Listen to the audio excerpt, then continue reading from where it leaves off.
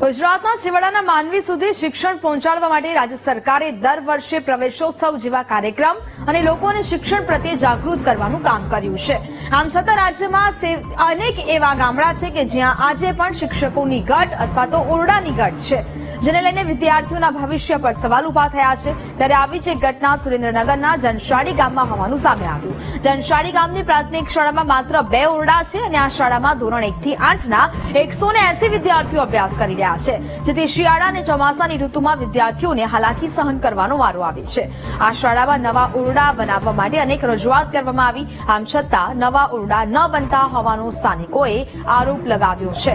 સ્થાનિકોએ કહ્યું કે ધારાસભ્ય, મુખ્યમંત્રી અને શિક્ષણ મંત્રી સુધી નવા ઓરડા બનાવવાની રજૂઆત કરવામાં આવી, આમ છતાં ઓરડા નથી બનતા। અધિકારીઓ પણ નવા ઓરડા બનાવવા માટે ઉડાઉ જવાબ આપે છે, જેથી તાત્કાલિક સ્કૂલમાં નવા ઓરડા બનાવીને વિદ્યાર્થીઓના ભવિષ્ય સાથે થતા ચેડા બંધ કરવાની સ્થાનિકોએ માંગ કરી છે। ગામમાં અત્યારે 2 રૂમો છે અને 1 થી 8 ધોરણ છે। 200 ની આસપાસ સંખ્યા છે અને 2 જ રૂમ છે। 2 પાળીમાં સ્કૂલ ચાલે છે। છોકરાને ભણવામાં કોઈ પણ આવે તો પણ એ અડધા આવે ને અડધા બપોર પછી આવે, એટલે એમાં કોઈ ઠેકાણું પડતું નથી।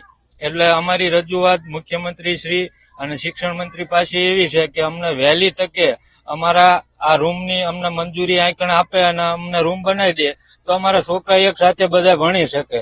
અત્યારે અમારે આ સ્કૂલની ખૂબ જરૂર છે। હાલ 2 જ રૂમ છે અને 1 થી 8 ધોરણની શાળા છે, એટલે જીમ બને તેમ જલ્દી સ્કૂલ બને। આ બાબત તમે કોઈને રજૂઆત કરી?